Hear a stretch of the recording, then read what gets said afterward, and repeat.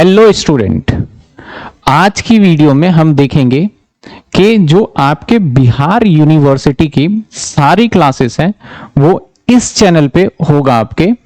इसके अंदर आपके कोई भी सेमेस्टर हो, हर सेमेस्टर के हिसाब से प्रॉपर स्टडी करके हम आपके सब्जेक्ट्स को डाल रहे हैं। तो आपको बिल्कुल टेंशन नहीं लेना कि आपका एग्जाम से रिलेटेड है या नहीं।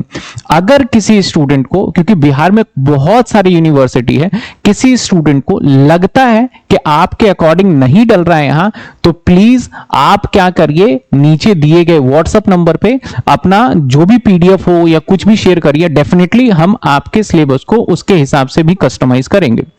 अब जो इस चैनल पे मैं वीडियो अपलोड कर रहा हूं कि फॉर एग्जांपल आपका फाइनेंशियल अकाउंट है या फिर आपका कॉर्पोरेट अकाउंट है या आपका इनकम टैक्स है, उदाहरण के तौर पे लेते हैं, तो हो सकता है कि मैंने इनकम टैक्स इसी साल पढ़ाया था, तो मैं क्या करता हूं, उस वीडियो के आपके सिलेबस के हिसाब से अपलोड करता हूं। और बीच बीच में हो सकता है कि जब मैं पढ़ा रहा था लाइव क्लास में, तो कुछ दिल्ली यूनिवर्सिटी के बच्चे हो सकते हैं, कुछ असम यूनिवर्सिटी के हो सकते हैं। तो अगर मैं बीच वीडियो में ये वर्ड यूज करता हूं तो आप उसको इग्नोर करिएगा। आपको ये रहना है कि आपके अकॉर्डिंग और आपके बिल्कुल लेटेस्ट सिलेबस के अकॉर्डिंग कराया जा रहा है। तो होपफुली आप इस बात को देखेंगे और आगे कंटिन्यू वीडियो देखेंगे। तो अब आगे अपनी स्टडी स्टार्ट करिए और ज्यादा से ज्यादा मेरी आपसे रिक्वेस्ट है, ज्यादा से ज्यादा अपने दोस्तों के साथ यूनिवर्सिटी के अंदर इस वीडियो को शेयर करिए, क्योंकि अब आपको कहीं यूट्यूब पे भटकने की जरूरत नहीं है। Thank you so much.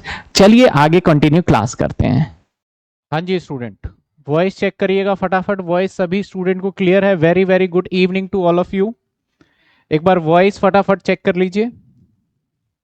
आज बिल्कुल new chapter, that is chapter का नाम क्या है हमारा? सैलरी। और आपके सिलेबस में इसको मैं मोस्ट इंपॉर्टेंट नाम दूंगा। मोस्ट सब और सबसे बड़ा चैप्टर है ये। मोस्ट इंपॉर्टेंट क्वेश्चन नंबर 2 आपके पेपर में आएगा और इसके और में जो रहेगा ना वो भी सैलरी ही रहेगा। सर कितने मार्क्स का आएगा? सीधा सीधा डायरेक्ट क्वेश्चन 18 नंबर का पूछा जाएगा ये।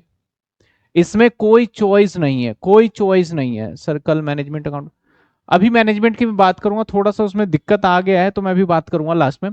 पहले ये देखिए कि हमारा जो सैलरी है, तो मैं इस चैप्टर को ना जितने भी इंपॉर्टेंट है इसके हर एक पॉइंट, क्योंकि इसके अंदर प्रोविजन काफी सारे होते हैं, तो प्रोविजन को आपको अच्छे से पढ़ना होगा। एक तरीके से देखा जाए तो आज से इनकम टैक्स का आपका एक प्रैक्टिकल चैप्टर स्टार्ट हो रहा है। रेजिडेंशियल स्टेटस, टैक्स कैलकुलेशन करना, वो सारी चीजें बेसिक बेसिक जानकारी थी। अब हमारा टैक्स, इनकम टैक्स एक्चुअल मायने में अब हमारा स्टार्ट होगा। ठीक है ना? टेस्ट का कह रहे हैं कि बच्चे सर टेस्ट का, हाँ मैं भी टेस्ट का भी लास्ट में जो भी होगा ना आप बताइएगा मुझे। सबसे पहले हम बात करते हैं क्या सर? सैलरी की। सैलरी की अगर हम, सैलरी से पहले हम बात करते हैं, अगर मैं इनकम कमाने की बात करूं ना, तो इनकम कैसे निकाला जाता है हमारे। अगर हेड्स ऑफ इनकम की बात करें तो कितने हेड हैं हमारे? पहला जो हेड है हमारा दैट इज सैलरी। एक तो आप सैलरी से पैसे कमा सकते हो, यानी आप कहीं पे भी जॉब करोगे और वहां से जो भी आपको तनख्वाह, जो भी पैसे मिलेंगे, हम बोलेंगे ये इनकम आपकी सैलरी के सोर्स से है। और इसके अंदर आपको सैलरी के हिसाब से सारे के सारे रूल जो सिखाए जाएंगे, इनकम टैक्स में लिखे हैं, उसी के हिसाब से आपको टैक्स लायबिलिटी निकालना होगा। दूसरा हमारा हेड है दैट इज हाउस प्रॉपर्टी। अब हाउस प्रॉपर्टी का मतलब जो रेंट से पैसा आएगा आपका, किसके? घर के रेंट से, मकान के रेंट से। उस रेंट पे किस तरीके से क्या रूल बनेंगे, कितने, क्या सारा रेंट जो देगा सीधा टैक्स दे देंगे या उसमें से कुछ चीजें माइनस भी करना है, वो सीखेंगे इनकम फ्रॉम हाउस प्रॉपर्टी वाले चैप्टर में। तीसरा है पीजीबीपी, यानी मैं सिंपल सी बात करूं तो बिजनेस, जो बिजनेस से इनकम आएगा, तो बिजनेस से इनकम जो भी आएगा उस इनकम पे कैसे टैक्स होंगे, किस तरीके से खर्चे को पीएनएल में अलाउड किया जाएगा, क्या मैंने सैलरी दिया नहीं है तब भी क्या मैं आउटस्टैंडिंग खर्चे को प्रॉफिट एंड लॉस में दिखा सकता हूं। तो ये सारे के सारे रूल बताए जाएंगे। इसके बाद कैपिटल गेन, आप किसी एसेट्स को सोल्ड करते हो, आप किसी एसेट्स को क्या कर देते हो? सोल्ड कर देते हो, तो वहां से जो पैसा इनकम जनरेट होता है that is called capital gain, simple शब्दों में समझे तो। अदर सोर्स, आपका कोई इंटरेस्ट वगैरह आ रहा है, ब्याज वगैरह आ रहा है, तो वहां से पैसा जो आपने कमाया उसे बोलेंगे हम अदर सोर्स में। उसको कहां ले लेंगे? अदर सोर्स में। इन सारे हेड्स को जोड़ दो तो आपका बन जाता है इनकम टैक्स। अगर इनकम टैक्स किसी बच्चे को बोलता है कि सर हमें इनकम टैक्स पढ़ना है, तो मैं कहूंगा जिस बच्चे को, जिस स्टूडेंट को ये पांचों के पांचों हेड अगर आ गया तो समझ लो कि उसको सब कुछ आ गया। अगर ये पांचों हेड आ गया तो इनकम टैक्स का 90% सिलेबस भी कवर, 90% चीजें वो सीख गया है। 10% में और मिसलेनियस चीजें आ जाती है, जैसे रेजिडेंशियल स्टेटस वगैरह हमने देखा है, वो आ जाता है। तो हम पहला हेड दैट इज सैलरी जो हम स्टार्ट करेंगे कि सैलरी है क्या। तो सैलरी की अगर हम बात करें तो सैलरी का डेफिनेशन क्या कहता है कि हमारा जो फर्स्ट हेड है सैलरी का, इसके अंदर हमारा सेक्शन हमारा 15 से लेके 17 तक, बस 2-3 सेक्शन ही है जो हमें बार बार पढ़ाया जाता है। 15, 16 और 17, 3 सेक्शन के ऊपर पूरा का पूरा ये बेस्ड पे है कि भैया सैलरी कैसे कैलकुलेट किया जाएगा। आइए हम देखते हैं कि सैलरी का मायने क्या है, सैलरी का मीनिंग क्या है। बहुत सारी जगह पे बहुत सारी बार हम देखते हैं काफी कॉम्प्लिकेटेड से समझाया जाता है कि सैलरी में एम्प्लॉय एम्प्लॉयर का रिलेशन होना चाहिए, ये वो। मैं बिल्कुल बेसिक से समझाना चाहता हूँ कि भैया आपको समझ में आ जाए और आप उस चीज को सॉल्व कर पाओ। मैं उस चक्कर में बिल्कुल नहीं पढ़ूंगा एम्प्लॉयर एम्प्लॉय का रिलेशन ये वो, बिल्कुल भी नहीं। मैं बहुत सीधी सी बात करूंगा। देखो जैसे हमारे इंडिया के अंदर, जैसे आप कहीं भी किसी भी ऑर्गेनाइजेशन में जॉब करोगे, तो किसी भी ऑर्गेनाइजेशन में जब आप जॉब करोगे ना, कोई भी मान लेते हैं, सपोज करो ये आपका रिलायंस लिमिटेड कंपनी में आप काम कर रहे हो, एक एग्जांपल ले लिया। और आप जब जॉब करते हो ना, तो आपकी जॉब जो होती है, आपका ज्वाइन जो करते हो वो 18 से जैसे ही अबव होते हो तो आप किसी ऑर्गेनाइजेशन में नौकरी करने के लिए एलिजिबल हो जाते हो। बोलते हैं ना 18+ नौकरी के लिए है। और आप 60 से ऊपर होगे, जैसे ही आपकी उम्र 60 साल होगी, 60 से ऊपर आपको कोई ऑर्गेनाइजेशन नौकरी नहीं देगा। उसको बोलते हैं हम आपका रिटायरमेंट का वक्त आ गया। आप चाहे प्राइवेट में चले जाओ चाहे आप सरकारी में चले जाओ, आपको नौकरी मिलेगी ही नहीं 60 के बाद। ये एक बहुत बड़ा ड्रॉबैक है इंडिया के अंदर, मैं मानता हूँ। चलो गवर्नमेंट के अंदर तो रूल बना रखा है, लेकिन प्राइवेट में रूल्स नहीं होने चाहिए थे ये 60 के बाद। बहुत सारे पर्सन 60 के बाद फिट एंड फाइन रहते हैं, बट उनको वो नौकरी नहीं मिल पाती जो डिजर्व करते हैं। तो ये एक, मेरे हिसाब से तो ये चीजें हैं। क्योंकि बाहर आप देखोगे कंट्री में तो भैया वो जब तक जॉब करना चाहे करते हैं वैसे नॉर्मली। तो 60 ईयर के बाद आप नौकरी नहीं कर सकते और 18 के बाद कर सकते हो। जनरली माना जाता है कि आप किसी ऑर्गेनाइजेशन में, मान लो आपकी, मैं इसी की बात करता हूं, सिंपल सी बात करता हूं कि आपने यहां पे इतने सारे टाइम दिए, कितना टाइम दिया आपने यहां पे अपने लाइफ का, 18 से 60 साल की अगर मैं बात कर लूं तो इसके बीच में 42 ईयर आपने किसी ऑर्गेनाइजेशन को 42 ईयर दे दिया। हाँ, कुछ सवाल मन में ऐसे भी हो सकते हैं, सर हमने बार बार जॉब छोड़ दिया, लेकिन कुछ ऐसा भी तो होता है ना कि आपने जॉब नहीं छोड़ा, एक जगह किया, वहां पे आपने एंड तक कर लिया। आप रेलवे का ले लो, गवर्नमेंट जॉब 42 ईयर। तो आपने अपना सब कुछ, जितना था आपका टाइम, अपने जवानी से लेके अपने बुढ़ापे तक का समय आपने किसी कंपनी को दे दिया, सारा का सारा। अब कंपनी की इतनी सारी रिस्पॉन्सिबिलिटी बनती है। अब कंपनी की रिस्पॉन्सिबिलिटी है, कंपनी की रिस्पॉन्सिबिलिटी है, क्या रिस्पॉन्सिबिलिटी है कि एक व्यक्ति जो हमारी कंपनी के लिए इतना कर रहा है, हमें अपने एम्प्लॉय का पूरा ख्याल रखना चाहिए। उसके हर एक छोटी से छोटी और बड़ी से बड़ी जरूरतों को अगर मैं पूरा कर पाऊंगा तभी ये मेरे पास रुकेगा, नहीं तो सिंपल सी बात है, एम्प्लॉय क्या करता है, छोड़ करके चला जाता है। कोई भी एम्प्लॉय कहीं से क्यों छोड़ता है, छोड़ने का रीजन सबसे बड़ा होता है कि उसको ग्रोथ चाहिए, उसको वहां पे जो उसकी इच्छा है वो नहीं मिल पाए। अगर कोई ऑर्गेनाइजेशन बोलता है ना कि भाई तू मत जा छोड़ के, जो तेरे को चाहिए मैं सैलरी बढ़ा देता हूँ या फिर जो रिक्वायरमेंट है मैं फुलफिल कर देता हूँ, तो वो एम्प्लॉय जाएगा ही नहीं छोड़ के। अब एक एम्प्लॉय यहाँ पे तभी रुकता है जब उसके सारे के सारे डिजायर पूरे होते हैं। अब एक किसी व्यक्ति का डिजायर क्या होता है? एक तो इसका सेल्फ का तो अपना इच्छा है ही है, सेल्फ के साथ साथ इसकी फैमिली भी है। अब हम किसी को अपने पास अगर जॉब पे रखें और बोले भाई मैं तेरा तो सारा खर्चा वर्चा देख लूंगा, अपने फैमिली को जाकर मार दे, मुझे मतलब नहीं है, उससे कोई लेना देना नहीं है, तो भाई ये तो वैसे ही चला जाएगा। यानी हमें दोनों का ख्याल रखना है, इसका भी और इसके परिवार का भी। परिवार में जो इसके ऊपर टोटली डिपेंडेंट है उसका भी ख्याल रखना पड़ेगा।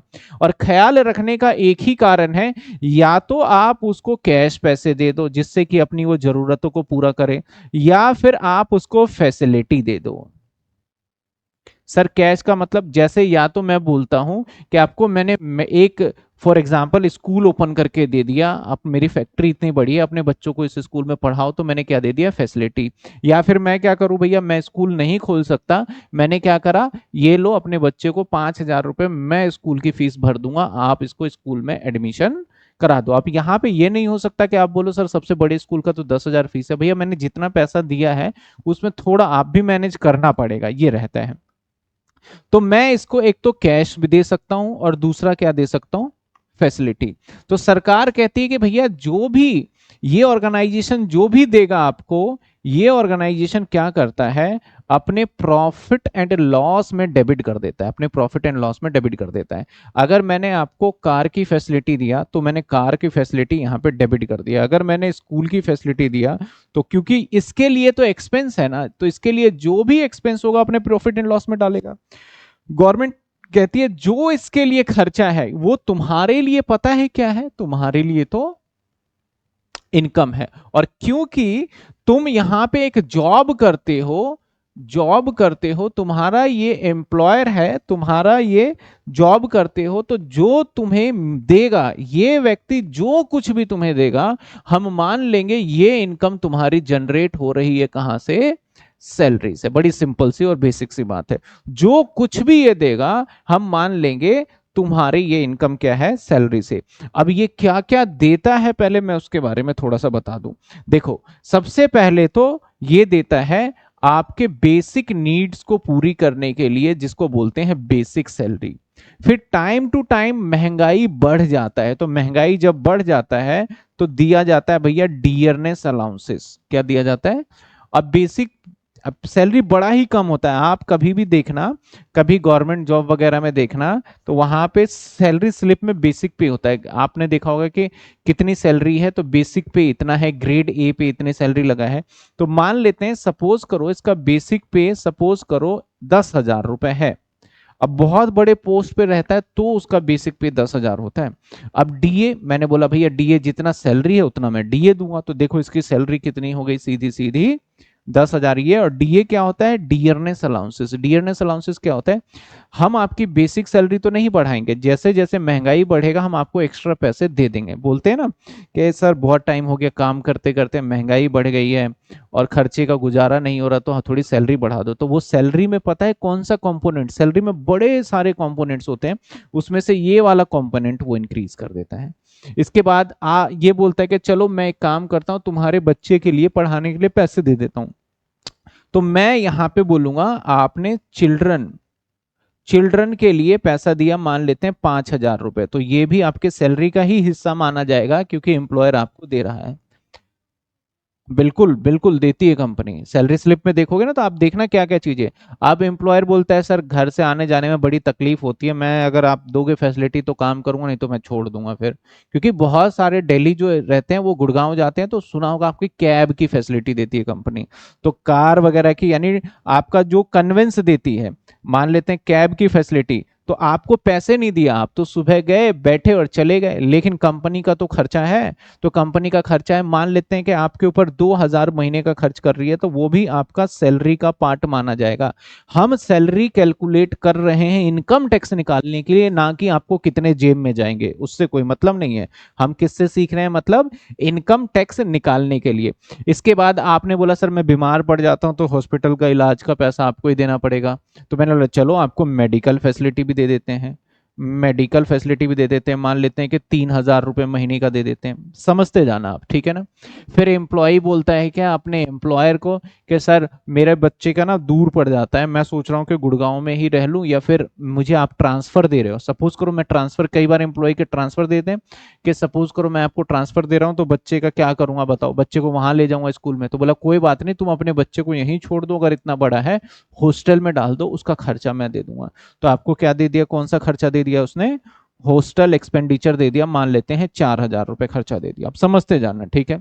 इसके बाद इसने क्या कहा कि सर अब मैं ट्रांसफर हो गया, मैं जाऊंगा तो वहां रहने के लिए घर नहीं होगा, अब किराया दे दो या तो आप, या फिर मुझे कोई घर ही प्रोवाइड करवा दो, आपके इतने सारे अगर वहां मकान है तो मकान दे दो। तो अगर मैं उसे किराया कैश के टर्म्स में दूंगा तो उसको बोला जाता है हाउस रेंट अलाउंसेस, HRA। मान लेते हैं कि मैंने 10,000 रुपए दिया, अगर मैं उसको एक फ्लैट प्रोवाइड कर दूंगा तो उस फ्लैट का जो भी किराया होगा वो भी आपका सैलरी का हिस्सा ही माना जाएगा। मान लो मैंने एक फ्लैट दे दिया जिसका जेन्युइन किराया 15,000 है, तो आपके सैलरी में उस फ्लैट का किराया 15,000 मान लिया जाएगा कि आपको दिया जा रहा है, भले ही आपको मिलेगा नहीं, ठीक है ना। उसके बाद आपने बोला सर लंच वंच बनाने में बड़ी तकलीफ होती है, परिवार वगैरह है नहीं, और फिर लंच बनाने में। तो बोला कोई बात नहीं भाई, मैं तुम्हें लंच की भी दे देता हूँ फैसिलिटी।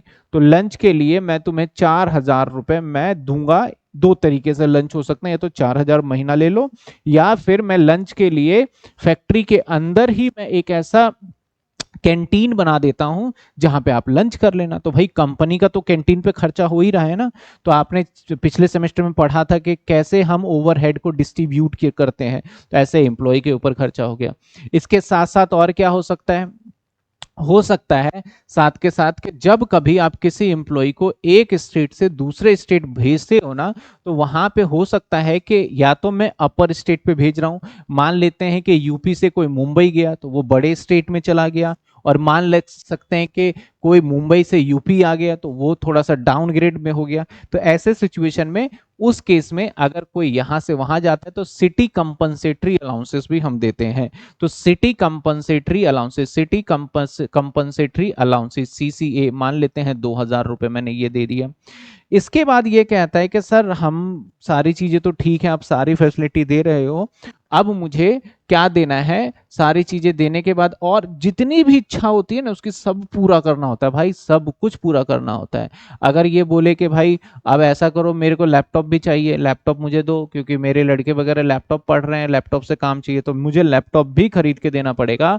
मान लेते हैं कि लैपटॉप मैंने दे दिया जो कि 10,000 रुपए का कीमत का, या तो बोलूंगा ले जा भाई घर पे तो यूज कर लियो, और इसके हिसाब से उसके बाद मेरे से ये बोलता है कि सर मुझे ना एक जो है ना मुझे गर्मी लगती है, मुझे एसी वगैरह का इंतजाम करा दो, तो मुझे एसी का भी इंतजाम कराना पड़ेगा। एसी देंगे, और एसी है हमारा मान लेते हैं 5,000 रुपए कम हर साल का, एक हम टेंटेटिव, ये साल का डेटा, मंथ का डेटा, साल का डेटा कुछ भी हो सकता है, ये टेंटेटिव मैंने ले लिया कि इतना खर्चा होगा। यानी जो भी इसका मन करेगा, ये बोलेगा सर बड़े दिन हो गए मैं बोर हो गया हूँ और मेरा काम में मन ही नहीं लग रहा, मालिक बोलेगा ठीक है ले भाई तू घूम के आ जा, तो मैं इसको टूर करवा दूंगा जाके, तो 10,000 रुपए मान लो टूर पे खर्च हो गए। सुना होगा ना आपने ऑफिस में कि भाई ऑफिस के अंदर कुछ छुट्टियां मिलती है, बाहर घूमने के लिए टिकट्स मिल जाते हैं, तो वो सारी चीजें इसके खर्चे हैं। इसके बाद मान लिया जाए इसको बोला गया सर मैं 30 दिन काम नहीं करूंगा, मुझे छुट्टियां चाहिए, तो मैंने बोला भाई देख ऐसा कर, तेरे को मैं महीने के 4 छुट्टी तो वैसे मिलते ही है, 4 और ले ले, अगर तू जॉब पे आ जाएगा उस 4 दिन में तो तू सैलरी ले लियो, नहीं आएगा तो फिर कोई बात नहीं, फिर तो वो तेरे छुट्टी पूरे मंथ के सैलरी मिलेंगे। उसके बाद जब रिटायर हो जाएगा तब के भी बारे में ये क्वेश्चन पूछेगा, सर रिटायर होगा तो क्या मिलेगा, तो मैंने बोला रिटायर होगा तो भाई तेरे को ग्रेजुएटी देंगे हम। क्या होता है ग्रेजुएटी, जैसे रिटायरमेंट के बाद ना कुछ इकट्ठा पैसा 25-30 लाख रुपए जो भी मिलता हो, हर एम्प्लॉय को मिलता है, ग्रेजुएटी, पेंशन, PF का पैसा, ये सारी चीजें। इसके बाद एम्प्लॉय बोलता है सर आपने जो खर्चा दे रहे हो हर बार हमारा खर्चा ही खत्म हो जाता है, जितना पैसा दे रहे हो सब तो चला गया, बुढ़ापे के बाद मैं कैसे अपने लिए एक नया घर खरीदूं, कैसे मैं अपने बच्चों की शादी करूं, कैसे मैं किसी को पढ़ाऊं। तो ये बोलता है ठीक है भाई, मैं तेरे को एक और पैसा दे देता हूँ, प्रोविडेंट फंड बना देता हूँ तेरे लिए, और उसमें भी पैसे मैं तेरा 10,000 रुपये महीने का डाल देता हूँ, जिससे कि तेरा ये पैसा जुड़ जुड़ के जब रिटायर होगा तो 42 साल बाद, तो सोचो अगर मैं 2,000 ही रुपए डाल रहा हूं, मैं 2,000 की बात कर रहा हूँ, ज्यादा वैसे तो ज्यादा होता है, करीब 3,000 मान लेते हैं।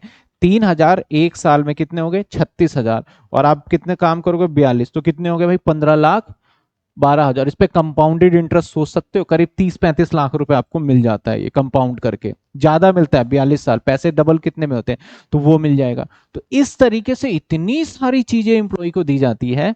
तो ये सब किसका पार्ट माना जाता है? हमारा सैलरी का। अब अगर एम्प्लॉय ने बहुत अच्छा परफॉर्मेंस किया तो सर अब तो देखो मेरा हक थोड़ा बनता है, तो बोनस दे दिया, फिर कमीशन दे दिया, दिवाली आ गया, दिवाली पे गिफ्ट देना पड़ गया, तो गिफ्ट आपके लिए लगता है फ्री में, लेकिन इनकम टैक्स बोलता है भैया फ्री कुछ नहीं है, तुम्हारे सैलरी का पार्ट ही वो माना जाएगा। तो ऐसे सिचुएशन में ना हम जब सैलरी टोटल कैलकुलेट करते हैं तो काफी बड़ा एक अमाउंट ह्यूज निकल जाता है। आप देखो ना, मैंने बेसिक सैलरी 10 से स्टार्ट किया, अगर इसी को कैलकुलेट करोगे तो लाखों के आसपास पहुंच जाएगा ये हमारा, ठीक है ना। गवर्नमेंट बोलती है भैया हम इसमें ना कुछ चीजें ऐसी है जो कि एकदम बेसिक नेसेसरी की चीज है, इसको अगर हमने हटाया तो आप जीवित नहीं रह पाओगे, या आपका मान लो कि जैसे घर है, घर हटा दिया तो बड़ी मुश्किल हो जाएगी। तो हम ऐसा करते हैं कि आपको कुछ जो बहुत बेसिक चीजें जो मिलनी ही मिलनी चाहिए उसके ऊपर टैक्स नहीं लगाएंगे हम। लेकिन फिर लोगों ने क्या करा, गलत फायदा उठा लिया। अब बोल रहा है सर मैं तो एकदम शीश महल में रह रहा हूं, उसका 2 करोड़ रुपए मुझे किराया मिल रहा है। तो अब गवर्नमेंट आपको 2 करोड़ रुपए कोई किराया दे रहा है, तो इसका मतलब आप साधारण इंसान नहीं है। तो बोला भैया ऐसे नहीं चलेगा, हम कुछ पार्ट नहीं लेंगे आपसे, पूरा बाकी का टैक्सेबल कर देंगे।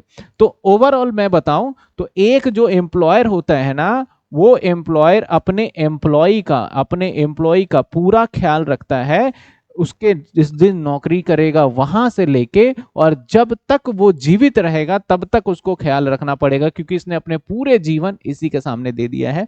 और जैसे रिटायर होता है उसके बाद हर महीने क्या मिलता है? पेंशन मिलना चालू हो जाता है। अब तो मैं समझता हूँ पेंशन में काफी सारा वो कॉम्प्लिकेटेड कर दिया कि ये वो फलना, तो हम पढ़ेंगे पेंशन में भी कि कैसे कैसे रहता है। तो इतनी सारी चीजें हैं, सोचो सैलरी में हमें जितनी चीजें ये सोच सकता है, जितनी चीजें इसकी सोच है, वो सारी सोच को हमें पढ़ना है कि क्या क्या हो सकता है, और उस सारे के सारे कंपोनेंट्स को कैसे हम टैक्सेबिलिटी करेंगे। जैसे चिल्ड्रन एजुकेशन अलाउंस है, तो बोला गया कि भैया अगर तुम्हें जितना भी मालिक देगा 100 रुपए पर चाइल्ड के हिसाब से हम माइनस करके बाकी को टैक्सेबल करेंगे। तो ये कैसे पता चलेगा? रूल है। सेम हॉस्टल एक्सपेंडिचर अलाउंसेस है, बोला गया 300 रुपए पर चाइल्ड को माइनस कर देंगे, बाकी जितना एक्स्ट्रा मिलेगा हम क्या कर देंगे? टैक्सेबल कर देंगे। कैसे पता चलेगा? इसका रूल है। तो ये सारे के सारे जब रूल सीख जाओगे तो आप सैलरी को क्या कर पाओगे? कैलकुलेट कर पाओगे। हम्म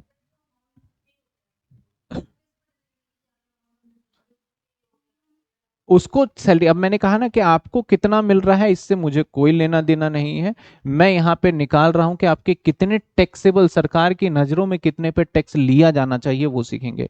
अब एंड ऑफ द डे के सर कितना मिलता है, हाँ बिल्कुल ये सारी चीजें आप जोड़ोगे ना, तो जो फैसिलिटी मिल गई वो तो कैश नहीं मिला होगा, और जो फैसिलिटी नहीं मिली वो सारा जुड़ के कैश मिलता है। कोई बोलता है मेरी 50,000 रुपए सैलरी है, तो 50,000 रुपए ऐसे धीरे धीरे धीरे धीरे करके कहता है। गवर्नमेंट पता है क्या बोलती है कि हमने सैलरी आपकी 20% बढ़ा दी है, तो 20% सैलरी मतलब अगर मान लेते हैं इस सबका टोटल अगर मैं करूं 76,000 बोलता है, गवर्नमेंट ने बोला मैं 20% बढ़ा दूंगा, तो 20% ये नहीं बढ़ाएगी, 20% एक कंपोनेंट्स बढ़ा देगी। मान लो ये बढ़ा दी 2,000 रुपए, तो ये बस 2,000 आपकी सैलरी बढ़ी हुई मानी जाएगी। ऐसा नहीं कि आपके 20% का मतलब 14-15 हजार रुपए बढ़ गया हमारा सैलरी। तो जो सैलरी हमारा हाइक होता है वो कुछ बेसिक पार्ट्स हाइक होता है, पूरा कभी भी नहीं करते वो, ठीक है ना।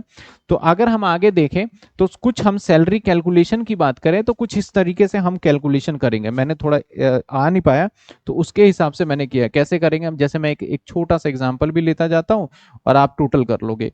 मान लेते हैं एक व्यक्ति को क्या मिलता है? बेसिक सैलरी मिलता है। बेसिक का मतलब जो कि मिलता ही मिलता है हर किसी को, जो कि मान लेते हैं कि 1,000 रुपए बेसिक सैलरी है।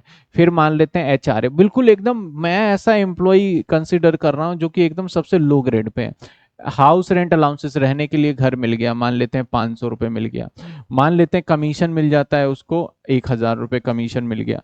मान लेते हैं बोनस मिल जाता है उसको, 500 रुपये बोनस मिल जाता है। मान लेते हैं ओवर टाइम कमा लेता है वो, 1,000 ओवर टाइम कमा लेता है। लीव सैलरी, लीव सैलरी का मतलब क्या होता है सर? लीव सैलरी का मतलब होता है कि उसने छुट्टी मिली थी, उसने ली नहीं, अब उसको बदले में क्या करेंगे हम? पैसे दे देंगे। बोला संडे संडे भी आके काम किया है, तो उसके मान लेते हैं ये इसने 5,000 रुपये ले लिया। और बेसिकली लीव सैलरी ये रिटायरमेंट के टाइम पे मिलता है, वैसे बीच में भी ले सकते हैं, ठीक है चलो। तो इसके बाद मान लेते हैं एंटरटेनमेंट अलाउंस। एंटरटेनमेंट अलाउंस मतलब आपको मूवी देखने वाला एंटरटेनमेंट नहीं है, हॉस्पिटैलिटी के लिए दिया जाता है। तो जब हम करेंगे तो बिल्कुल डिटेल में पढ़ेंगे। तो मान लेते हैं कि 1,000 ये मिल गया। इसके बाद चिल्ड्रन एजुकेशन, बच्चों को पढ़ाने के लिए 500 रुपये दे दिए।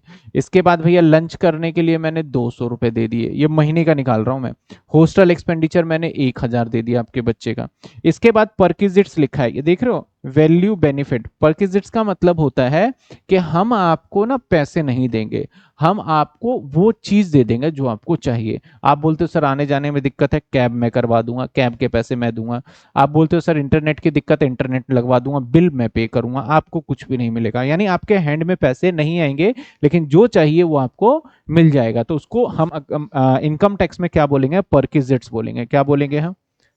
हाँ, सर्विस मिल जाएगी, परकिजिट्स बोलेंगे। आपने बोला सर रहने में दिक्कत हो रही है, मैंने लो फ्लैट मैं लेके देता हूँ, किराया मैं पे कर दूंगा फ्लैट का, तुम्हारे हाथ में पैसे नहीं दूंगा। क्योंकि कई बार एम्प्लॉयर को लगता है कि ये झूठ बोल रहा है, पैसे बचा लेगा, तो उस केस में क्या करते हो? देते, उसको परकिजिट्स बोलते हैं। हाउस रेंट अलाउंसेस अकोमोडेशन दे दिया मैंने, घर दे दिया रहने को। तो मान लेते हैं घर दे दिया, इसका 2,000 रुपये किराया है। ऐसे ही मान लेते हैं कि कार की फैसिलिटी दे दिया मैंने, वो 1,000 का बेनिफिट है। अब यहाँ पे मैं पैसे नहीं दे रहा हूँ, बेनिफिट है ये। स्कूल एजुकेशन की फैसिलिटी दे दिया, मान लेते हैं कि 500 रुपये का बेनिफिट है। इसके बाद लैपटॉप, ये सारी चीजें दे दिया, मान लेते हैं 500 का बेनिफिट है। इसके बाद वॉचमैन भी मैं प्रोवाइड कर देता हूँ, अगर आप अच्छी नौकरी पे रह रहे हो तो वॉचमैन होगा, अदरवाइज नहीं होगा। मान लेते हैं कि 100 रुपये का वॉचमैन हो गया, मान लिया जा रहा है। स्वीपर भी दे दिया कि भाई आपके घर पे झाड़ू वाड़ू लगा के जाएगा, 100 रुपये दे दिया। मेडिकल, आप बीमार उमार पड़ोगे तो उसके लिए 2,000 महीने के दे दिए। इसके बाद आप रिटायरमेंट हो गए, तो रिटायरमेंट वाले साल में, ये तो हर साल ही हर महीने मिलेगा, ये तो कब मिलेगा आपको? हर महीने, और टोटल 12 से करके हम साल का निकाल लेंगे। लेकिन जिस साल आप रिटायर हो गए ये तो मिलेगा ही, साथ के साथ ये हिस्सा भी आपको मिल जाएगा।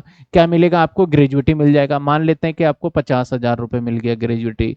इसके बाद रिकॉग्नाइज प्रोविडेंट फंड में कुछ पैसे डाल रहे हो, मान लो 1,000 रुपये मिल जाएगा। लीव एनकैशमेंट वैसे पहले डाल दिया, मान लेते हैं कि 200 रुपये। पेंशन मिलेगा आपको, मान लेते हैं कि 500 रुपये। मैं ऐसे ही एग्जाम्पल ले रहा हूँ। अब वॉलेंट्री रिटायरमेंट, आपने रिटायरमेंट ले लिया तो मान लेते हैं 1,000 रुपये मिल गया। रिट्रेचमेंट के अंदर आपको 500 रुपये मिल गया। अब सबको जब मैं जोड़ूंगा ना, सबको जब मैं जोड़ूंगा तो आपका सैलरी निकल के आएगा 1,500, 1,500, 1,000, 5,000, कितने? 17,000। हाँ, तो 17,000 कितने बन गए टोटल? 17,500 प्लस 50,000। मैं एक एग्जाम्पल लेके बता रहा हूं, अभी आप बिल्कुल भी टेंशन मत लो। मान लेते हैं कि 70-80,000 बन गया, 80,000 बन गया, 70,000 मेरे पास आ रहा है 700, 70,000, 71,100 आ गया, ठीक है। ये सारा सैलरी हो गया। अब इनमें जितने भी चीजें मैंने लिखी है ना, मैं सब पे रूल लगा के लिख रहा हूं। यानी सर आप ऐसा नहीं कर सकते सीधा सीधा आपने क्या करा, लीव सैलरी यहां लिख दिया, नहीं, इसके ऊपर रूल लगेंगे। और वही रूल तो सीखना है। आपका कैलकुलेशन कैसे होगा? सबको ऐड करना है, तो इतना आसान थोड़ी कि ऐड कर दोगे। हर किसी के रूल को कितना माइनस करना है, कितना पार्ट एग्जेम्प्ट होगा, उसके हिसाब से देखेंगे। इसके बाद फिर स्टैंडर्ड डिडक्शन आ जाता है। डिडक्शन गवर्नमेंट देती है हमें। स्टैंडर्ड डिडक्शन क्या आता है हमारा? जिसमें गवर्नमेंट कहती है न्यू रिजिम के केस में आपको 75,000 माइनस करना दिया जाएगा, और ओल्ड रिजिम के केस में आपको 50,000 माइनस करने के लिए दिया जाएगा। और इसमें बड़े लफड़े हैं, न्यू रिजिम में कुछ रूल अलग हैं और ओल्ड में भी अलग है, तो हमें दोनों को ही सीखना पड़ेगा यहाँ पे, ठीक है ना। इसके बाद एंटरटेनमेंट अलाउंसेस के दिया जाएगा, सबको टोटल करेंगे, ये माइनस वाले पार्ट हैं। डिडक्शन का मतलब होता है ये बेनिफिट दिया जाएगा, मतलब लेस कर लो, माइनस करने के बाद जो सैलरी आएगा उस पे जाके हम सरकार को इनकम टैक्स भर देंगे। क्या आपको यहां तक बात समझ में आई? इनकम टैक्स कैसे भरा जाएगा? हम पहले पूरा ओवरऑल निकालेंगे, उसके बाद सरकार को, गवर्नमेंट को हम जाके टैक्स देंगे, तो ये हमारा टैक्स आ जाएगा। तो मैं ओवरऑल क्या बताना चाह रहा हूं सर? मैं सैलरी के बारे में बताना चाह रहा हूं। Salary chapter most important important chapter. अब हम क्या पढ़ेंगे, आपके माइंड में कॉन्सेप्ट फिट होना चाहिए कि एम्प्लॉय को जो चीजें मिलेंगी उसके ऊपर हम अच्छे से चीजों को कैलकुलेट करेंगे according to income tax rule, income tax जो भी कानून बनाया हुआ है उसके हिसाब से सीखेंगे, और लास्ट में टोटल करके एग्जामिनर को ही हम आंसर दे देंगे ये। और ये सिर्फ एग्जामिनर नहीं, ये चैप्टर ना जीवन में जो इंसान कभी भी नौकरी करेगा उसका काम आएगा ये चैप्टर, क्योंकि वो नौकरी करेगा, सैलरी स्लिप मिलेगा, उसको टैक्स देना पड़ेगा, तो सारी चीजें समझ होना चाहिए। ये एक बेसिक चीजें हैं जो हर एक व्यक्ति को पता होना चाहिए कि जो उसको सैलरी मिल रहा है वो किस तरीके से दिया जा रहा है। बहुत लोगों को नहीं पता होता, बहुत लोगों को ये पता होता है कि 15,000 रुपए मेरी सैलरी है, बस बात खत्म, उसको 15,000 अकाउंट में मिल गए, ना कोई लेना ना कोई देना। लेकिन उसे यही नहीं पता होता 15,000 कैसे कैसे कंपोनेंट। लेकिन कंपनी वाले बड़े चालाक होते हैं, उनको सब पता होता है। जब इनकम टैक्स वाले पूछते हैं तो फिर पता होता है क्या डिडक्शन का इफेक्ट क्या होगा। डिडक्शन का इफेक्ट यही होगा कि आपकी इनकम खूब ज्यादा बन जाएगी तो सरकार थोड़े पैसे माफ कर देगी ताकि आपकी इनकम कम हो जाए, और फिर वो आपको क्या करना पड़े, कम टैक्स देना पड़े। सरकार ये कर रही है, तो बहुत नॉमिनल सा अमाउंट देती है, 75,000 साल का है ये, और ये मंथली है। तो वो जैसे जैसे देखेंगे तो हम बात करेंगे। अभी तक जितना भी मैंने करवाया है, जो भी हमारा टाइम हुआ है, जितने भी टाइम हो गए, लगभग आधा घंटा हो गया। आधा घंटा में सिर्फ मैंने समझाया कि सैलरी के अंदर क्या क्या कंपोनेंट्स होते हैं और हम क्या सीखेंगे। अभी हमने कुछ भी स्टार्ट नहीं किया है, ठीक है ना, समझ में आई बात। यहां तक बेसिक बेसिक चीजें बताई। आइए पहला पॉइंट हम जो सीखेंगे, आप जैसे ही जाते हो ना जॉब के लिए जब जाते हो तो आपको एक ऑफर लेटर मिलता है, समझे, ऑफर लेटर। हम अभी बेसिक, सबसे पहला कंपोनेंट्स क्या होगा, बेसिक, तो हम बेसिक सीखेंगे। तो इस टाइप से आपको जॉब ऑफर लेटर जब कभी भी करते हो, हर एक ऑर्गेनाइजेशन का अपना अलग होता है, जो मैं समझाना चाह रहा था मुझे दिखा नहीं, बाकी मैं बता देता हूँ। आपको सारी चीजें बोल देगा कि आप चीफ अकाउंटेंट ऑफिसर, आप अपॉइंट हो गए हो, कोई चिंता की बात नहीं है, आप फुल टाइम एम्प्लॉय हो, CTC cost to company, company के लिए आपका 1 साल का 8 लाख रुपए है, जिसके अंदर अदर बेनिफिट मिलेगा, कार का कमेंडेशन मिल जाएगा, और एज पर द एनेक्सर, उनके पास एनेक्सर भी होता है, रिपोर्टिंग इस दिन आपको आना है, रिपोर्टिंग टाइम दे दिया, आप mister B travelling account department में रहोगे, पेमेंट आपका मंथली वीकली जो भी रहेगा।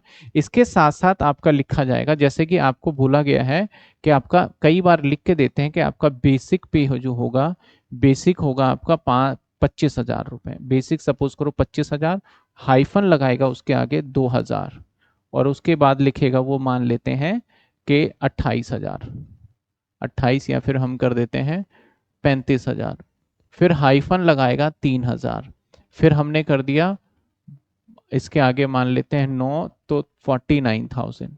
तो बेसिकली जो ये एक ना एक इस तरीके से आपको यहाँ पे सिचुएशन क्रिएट करके दे देगा वो। अब यहाँ पे आपको जो ये सिचुएशन दे रहा है ये ग्रेड है, इसका मतलब क्या है समझो, कि आपको अभी तो ज्वाइन जब कर रहे हो तो 25,000 रुपए मिलेंगे।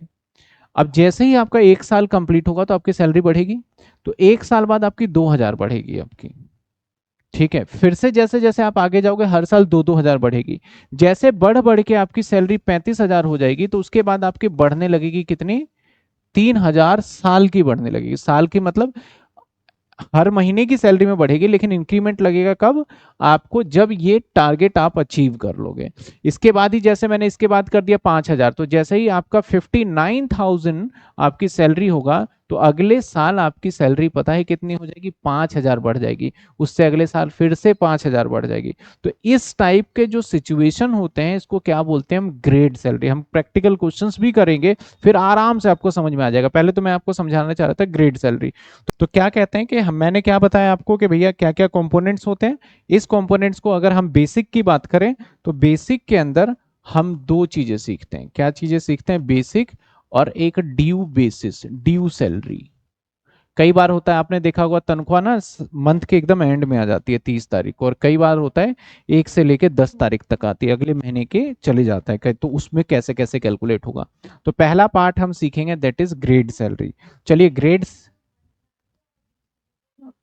वो में हम देखेंगे, दोनों केसेस करेंगे, ठीक है।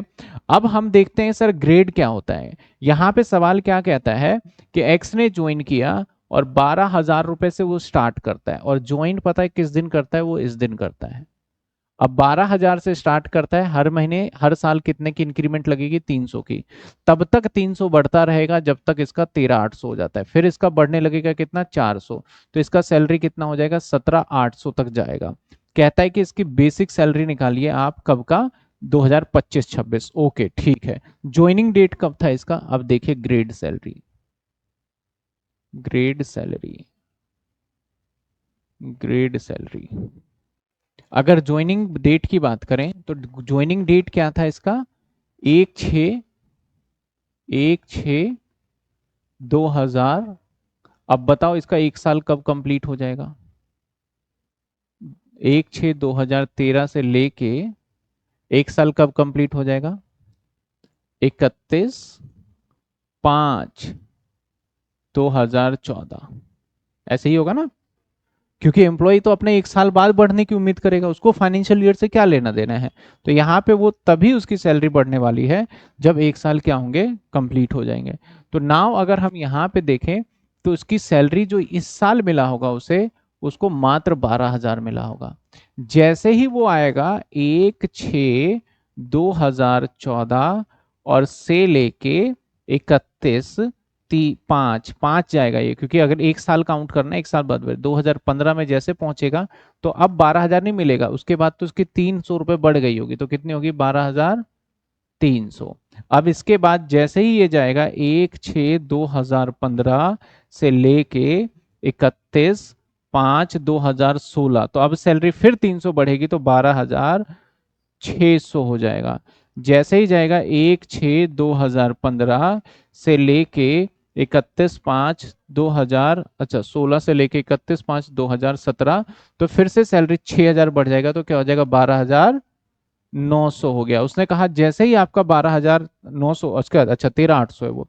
इसके बाद 1/6/2017 से लेके कब, 31/5/2018 पे जाएगा, फिर नौ कितने बढ़ेंगे, 300 बढ़ेंगे, तो कितने हो गए, 13,200। कितने हो गए, 13,200। फिर उसके बाद 1/6/2018 से इसके बाद 31/5/2019 तक जाएगा, और उसकी सैलरी फिर 300 बढ़ जाएगी तो 13,500। उसके बाद 1/6/2019 से लेके 2019 से लेके 31/5/20 तक जाएगा, तो अब सैलरी उसकी कितनी हो जाएगी, 13,800। कितने कितने बढ़ोतरी लग रही है, 300 300 300 बढ़ता गया। अब हम इस स्टेज पे पहुंच चुके हैं, इस स्टेज पे हम पहुंच चुके हैं। तो जैसे ही हम बात करें 1/6/2020 से 31/5/2021 में पहुंचेंगे, तो हमारी अब जो इंक्रीमेंट लगेगी वो 300 नहीं लगेगी, अब 400 लगेगी। तो इसका मतलब अब 400 रुपए इसमें आपको प्लस करना होगा अगले साल के लिए। तो कितना होगा हमारा, 14,200 होगा। क्या बात समझ में आई? हर एक स्टूडेंट बताते जल्दी से कमेंट में कि कैसे मैं निकाल रहा हूं, बात समझ में आ रहा है ग्रेडिंग। इसके बाद फिर से अगर हमें कब के लिए निकालना है, हमें निकालना है 1/4/2024 से लेके 31/3/2025 तक का सैलरी निकाल के देना है इसको, है ना, यहीं तक का देना है। तो हम तो भैया पूरा जब डिटेल निकालेंगे तभी तो निकल पाएगा। आप ऐसे कैसे बोल सकते हो कि 12,000 इंटू 12 कर दो, नहीं होगा, क्योंकि हर महीने की सैलरी अलग हो रही है इसकी। तो 1/6/2022 से लेके 31/3/2000 कितने तक, 23, 31/5/2023 तक कितने, 400 बढ़ेंगे इसके, तो 14,600। उसके बाद 1/6/2023 से लेके कितने, 31/5/2024 तक कितनी सैलरी होगी, फिर से 400 बढ़ेगा तो कितनी होगी इसकी सैलरी, 15,000। उसके बाद 1/6/2024 से लेके 31/5/2025 तक इसकी सैलरी कितनी होगी, 15,400। तो अब देखो, तो हमारा जो जो हमारा फुलफिल कंडीशन हो रहा है ना, कुछ इन 2 सालों के बीच में हम आ रहे हैं, क्योंकि 1/4/2024 तो इस वाले लाइन में आ जाता है ना, 1/4, और 31 मार्च हमारा इस वाले लाइन में आ रहा है, मार्च तक ही जाना है, जबकि ये तो सैलरी आपकी कहां तक जा रही है, मई तक। तो आप ध्यान दो, आपका जो मैं बात करता हूं 31 मई 2024 तक, तो अप्रैल में कितनी सैलरी थी आपकी, अप्रैल 2024 की बात करें तो सर आपकी अप्रैल 2024 में सैलरी थी 15,000 रुपए, ठीक है ना। और ऐसे ही मई 2024 में आपकी सैलरी कितनी थी, फिर से 15,000। हमें 12 महीने का सैलरी बताना है। मई के बाद जैसे ही जून में हमने एंटर किया तो हमारा सैलरी जून के अंदर बढ़ गया था। जून 2024 में 15,000 कितने हो गए, 400। इनफैक्ट जून के बाद तो बाकी के जितने महीने बचे सब में कितना रहा हमारा, 15,400। अगर मैं जुलाई की बात करूं तो सर जुलाई में भी आपका 15,400 ही सैलरी महीने का था। अगस्त में बात करूं तो अगस्त में भी 15,400 ही था। और अगर मैं सितंबर में बात करूं तो सितंबर में भी 15,400 है। अक्टूबर की बात करूं तो अक्टूबर में भी 15,400 ही है। नवंबर की बात करूं तो नवंबर में भी हमारा 15,400 है। क्योंकि अभी ये क्या चल रहा है सर, ये 2024 ही चल रहा है। ये क्या चल रहा है हमारा, 24, क्योंकि अप्रैल से स्टार्ट हुआ तो क्या चल रहा है, 24 ही है ये। दिसंबर में गए तो फिर से हमारा 15,400 ही है। जनवरी में 2025 में एंटर कर चुके हैं तो जनवरी 2025 में भी सैलरी कितनी हमारी, 15,400, क्योंकि 31 मई तक 15,400 रहा। और फेब में भी सैलरी कितनी रही हमारी, 15,400। और मार्च में भी कितनी सैलरी रही, 15,400। तो ये तो मैंने बिल्कुल डिटेल में एकदम जो से बोलते बेबी स्टेप वैसे मैंने करके बताया आपको, ठीक है ना। अब क्या करो, इसको जोड़ लो, 12 महीने का हो जाएगा।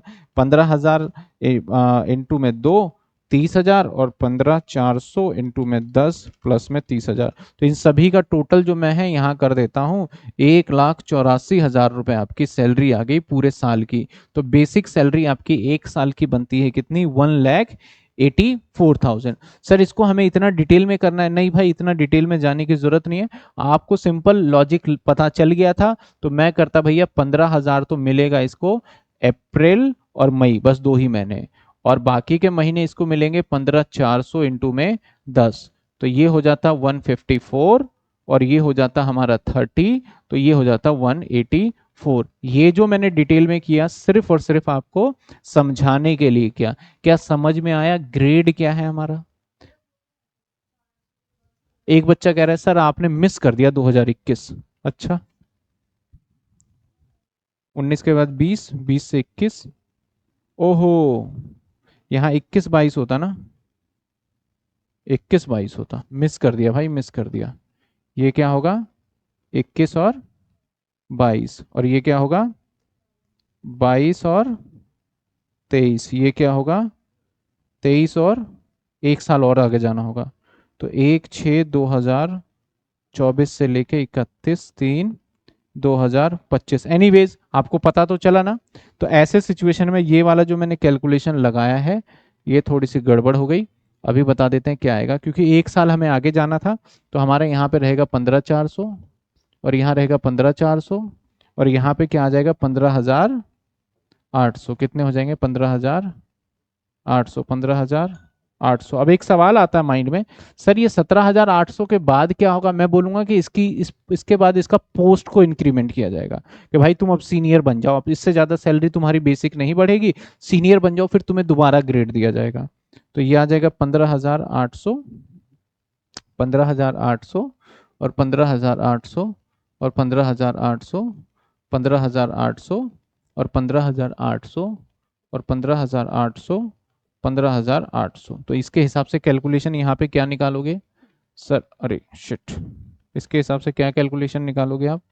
इसके हिसाब से कैलकुलेशन जाएगा हमारा सर 15,400 इंटू में 2 कर देना तो 30,800, और 15,800 इंटू में 10 कर देना तो 1,58,000। तो टोटल कितना आ जाएगा हमारा, 188,800। तो ये जो मैंने लिखा काट देते हैं, 188,800 बन गया, ठीक है। एक वो साल मिस हो गया था बीच में, 15,400 दोबारा बता दो सर, 15,400 और 15,800 दोबारा बता दो। देखो 15,400 कैसे आया, 15,000 था, इंक्रीमेंट 400 लगा तो नेक्स्ट ईयर की सैलरी ये हुआ, फिर से इंक्रीमेंट अगले साल लगेगा तो 15,800 आएगा ये। हमें तो ये ड्यूरेशन देखना है ना, तो हमें 23 और ये 24 है, तो हमें कब देखना है, 1 अप्रैल 24। तो 24 जो आया है ये 31 मई 2024 तक 15,400 रहेगा। मतलब यहाँ पे अप्रैल भी आ गया और मई भी आ गया, तो इसलिए 2 महीने का ये है। उसके बाद सारा हमारा ये लग जाएगा। बताइए डाउट है क्या, या दोबारा बताएं। क्लियर है सभी को। जब तक देखो ये चीजें आप जब तक खुद भी प्रैक्टिस करके नहीं देखोगे ना तो नहीं आएगी ये। मैं कर रहा हूं तो कई बार ऐसे लगेगा सर कितना डेटा आ गया, कितना डेटा आ गया, तो वो कई बार ना कंफ्यूजन हो जाता है। जब तक खुद भी नहीं करके देखोगे तो नहीं आएगा। बाकी तो बच्चे अभी चलो बता रहे हैं, क्लियर है।